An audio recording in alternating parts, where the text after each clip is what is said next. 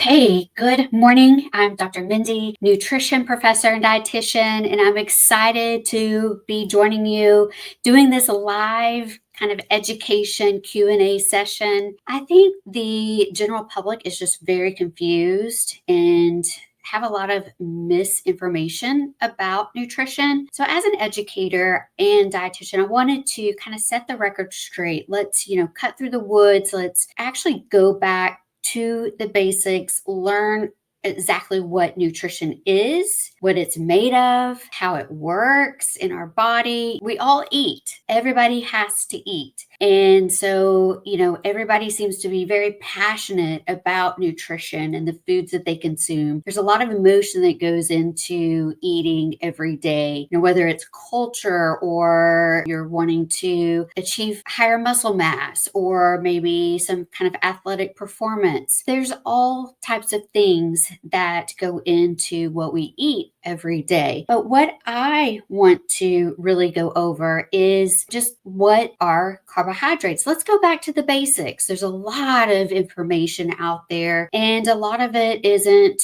unfortunately, true or correct. Today, during this live event, we're going to go over what exactly carbs are and why do we need them. You've probably heard of the keto diet. Well, what happens if you cut out all carbs? We won't really be delving in that direction today, but it will be a future topic. What is the difference between available and non-available carbs? So another term would be for available is digestible or fully digestible. And then there are some carbs that are non-available or non-digestible. Okay, we'll talk about how that works in our body. What are the food sources of carbs and how are they classified? And what's the final product of carb and starch digestion? So I want to take just 1 minute during this live event. If I can go back and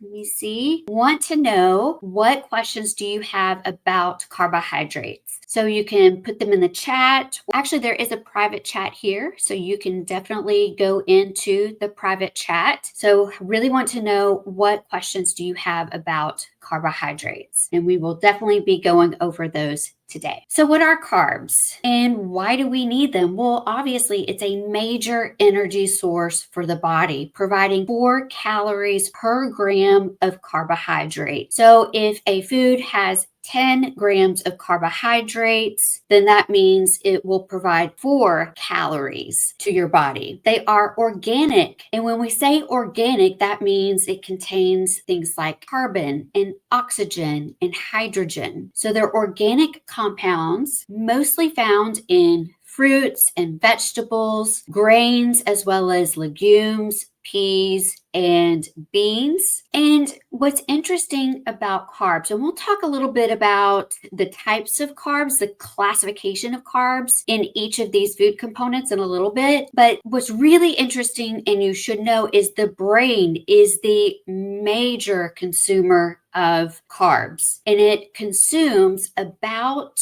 130 grams per day. This is just an average individual, and that means it's over about 500 calories. So you really need to provide carbs to fuel your body, not only your body, but also your brain. So you can prevent mental fog, you can prevent feeling fatigue, you can focus. So carbs are a really great energy source for your brain. Your brain requires it. Of course, it can also use ketone bodies, which we'll talk about another day, but the brain prefers carbs primarily in the form of glucose as an energy source. And the red blood cells, which help transport oxygen throughout your body, can only use carbs in the form of glucose for energy. So you must have glucose for your red blood cells to function appropriately. Carbs are also stored as glycogen in the liver and in the muscle tissue. So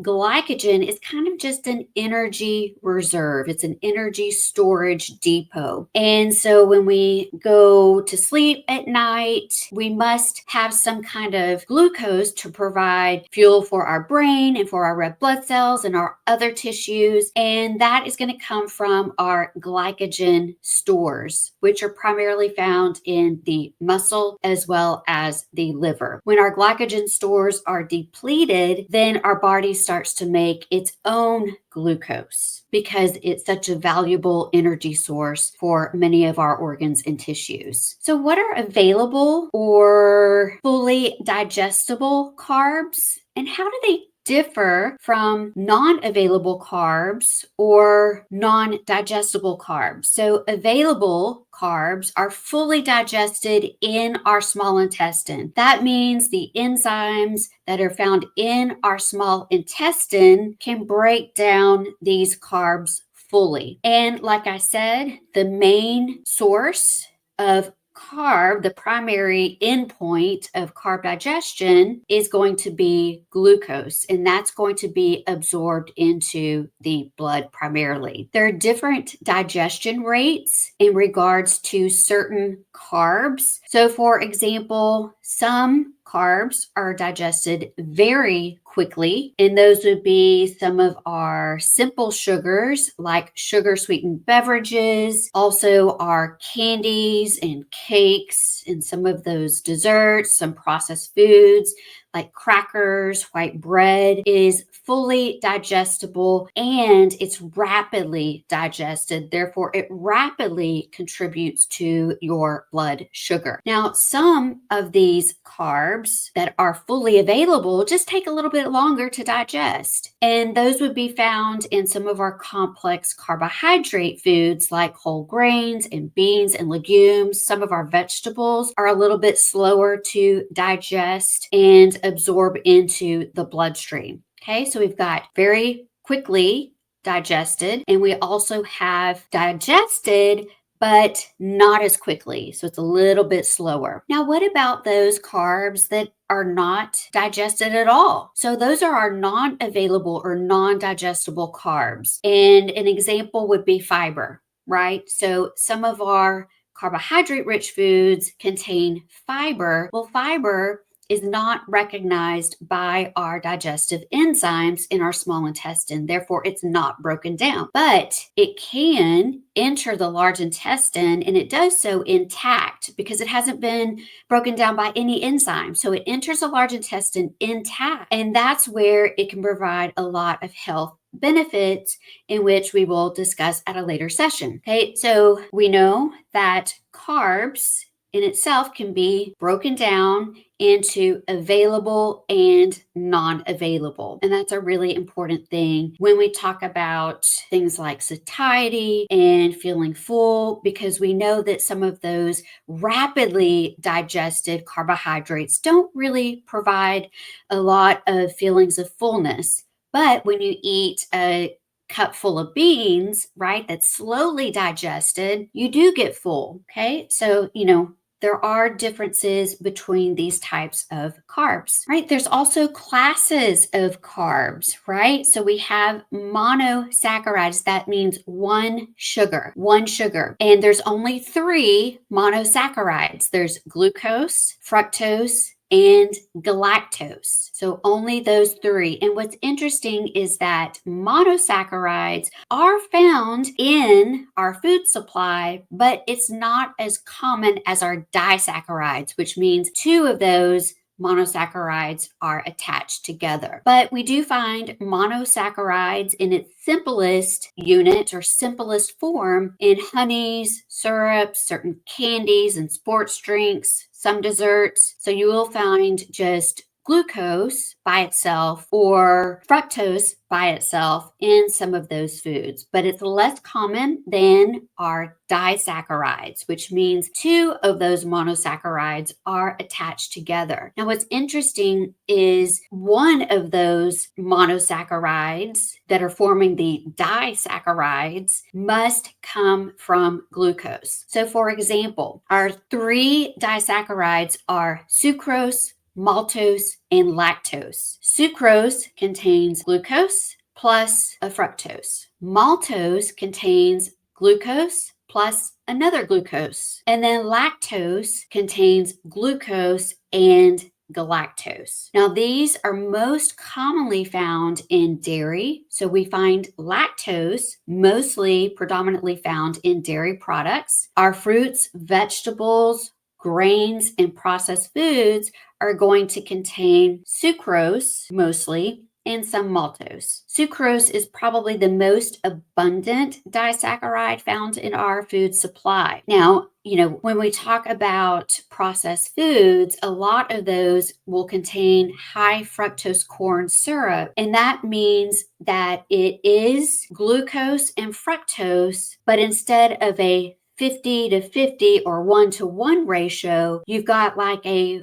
45 fructose to 55 glucose. And that would be our high fructose corn syrup. So it's very similar to just sucrose, which is found naturally in foods, but it's also added to some of our food products that are processed. Then we have polysaccharides. Polysaccharides are when many monosaccharides are attached together. And we're primarily talking about glucose in its singular form attaching together and forming these big kind of starch granules. So when I talk about polysaccharides only containing glucose, I'm referring to starch. And you probably are aware that starch is found in breads, in our pastas, in rice, potatoes, our beans, legumes, and peas, our cereals. So starch is quite ubiquitous in our food supply. So like I said, starch is made of only glucose monosaccharides attached together. Now, inside of starch, and you can think of all of these glucose monosaccharides kind of forming this granule, and it's literally called a starch granule. So this starch granule is 100% glucose, but some of the glucose can be linear. So it's just many glucose molecules that are attached in a line, and some can be kind of branched, right? So it's a glucose and a glucose, they're still attached, but in a different manner. Amylose is when those glucose molecules are attached in a linear line, whereas amylopectin is when those glucose molecules form a branch point. And you can see the figure here that amylose is linear, amylopectin has these branch points, and there are physiological reasons why this occurs. Well, when we talk about breaking down starch in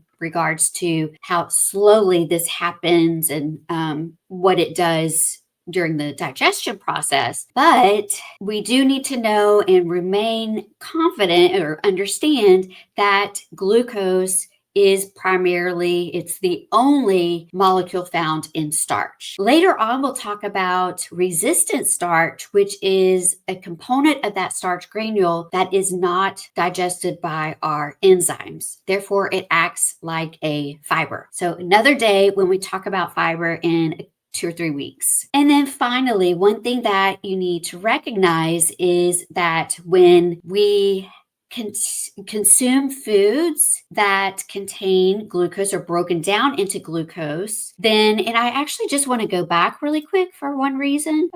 So we see that we have fructose and galactose are other components of these disaccharides. Well, what happens with fructose and galactose is when they're absorbed, they go to the liver and are converted to glucose. So essentially, we only have the monosaccharide glucose that is floating around in our blood and is being stored in our bodies as glycogen. And so, that's something that you need to recognize is that we really don't have galactose and fructose floating around in our blood unless you're consuming extremely, extremely, extremely large amounts, which none of us do. Many of those trials that show that fructose causes excess fat have used only fructose in that singular monosaccharide form in the studies. So just something to be aware, because when it's a disaccharide, it's fully digested in our small intestine, absorbed. Those monosaccharides, fructose and galactose, are converted into glucose. But what happens when we consume a lot of excess carbohydrates? And now when I say excess, that means more than your energy needs. We often consume excess carbohydrates when they are in that disaccharide form, mainly those simple sugars that are found in our cakes and candies and sugar sweetened beverages and crackers and white bread. Those are all rapidly digestible carbohydrates that contribute to our blood glucose very quickly. What happens when we have this occurring, or let's say we have issues with insulin resistance, then we have elevated blood glucose, and this can occur over several months, let's say. So we're out of range, our glucose, maybe the fasting glucose is elevated, or after we eat, our glucose tends to spike above what is normal. And so we tend to have just excess glucose in our blood. And when that happens, this glucose attaches to hemoglobin found in our red blood cells. So hemoglobin is really important because it transports iron to the tissues in our body, and that's important for overall metabolism. But when this glucose from the blood attaches to hemoglobin in our red blood cells, this is irreversible. So once glucose is attached, it's not removed. So this is called hemoglobin A1C. So that glucose attaches to hemoglobin to form A1C. And we know that A1C is really important in the development of diabetes, right? So when our A1C becomes over 5.7%, that means we are leaning towards prediabetes. And then when it gets even more elevated, above 6.5, we tend to get diagnosed with diabetes. So we want to keep our blood sugar in check. So we want to eat the carbs that are right for us. Those complex carbohydrates and the starch can be also beneficial, but we want to get the starch that's found in our vegetables and whole grains, beans and legumes and peas. And we want to avoid those starches that are rapidly digested, like white bread, white rice. Some of our pastas are rapidly digested, so we want to try and steer clear of those, or replace them with the whole grains or the pastas that have the added fiber. Those are the food carbohydrate choices that we want to include in our diet. Right? So we are nearing the end of the session. So I want to thank you for joining this live session. And so next week, I have on the agenda to talk about the metabolism of carbohydrates. So what happens after you eat these carbohydrates, right? So I did kind of mention and hint that these very rapidly digested carbohydrates, these simple sugars, are rapidly going to elevate your blood. So we did talk about that, but what happens after that? What happens when we do have an elevation of blood glucose in our blood? How is that metabolized? Where does that go? And then we'll talk about what happens during fasting. So what happens to our glycogen stores, which glycogen is the form of glucose, the storage form of glucose. It only contains glucose, but we have to have glucose that's stored because our brain and our red blood cells and our other tissues really need glucose as an energy source and prefer it. And then what happens during starvation? What happens when you don't eat for 2 to 3 days? So we'll talk about those processes and how you can try and avoid some of those things from happening by eating healthy carbs. So I'm Dr. Mindy, and I'm so thankful that you popped in today to join me on this kind of Nutrition 101. What are carbs? What do they do for us? What are the classes? And I hope to see you next time. Please follow the group Nutrition 101 with Dr. Mindy Dietitian, and we will really go into kind of more in-depth topics about carbohydrates and then eventually fiber. Then we'll move on to proteins.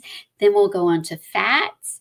And then we'll talk about kind of some of the really popular diets and why they are either beneficial for us or not so beneficial for us, like Mediterranean and DASH, hands down beneficial for us. But some others like carnivore and keto and some of those other diets that eliminate certain food groups are probably going to not be as healthy. So we can definitely talk about that and get some more information and questions. Please send your questions. I'm here to help. This is kind of like free advice from a dietitian and nutrition professor. So want to encourage you to provide questions in advance, and I'll definitely be able to answer them during these live sessions. So thank you for joining, and I'll see you next time.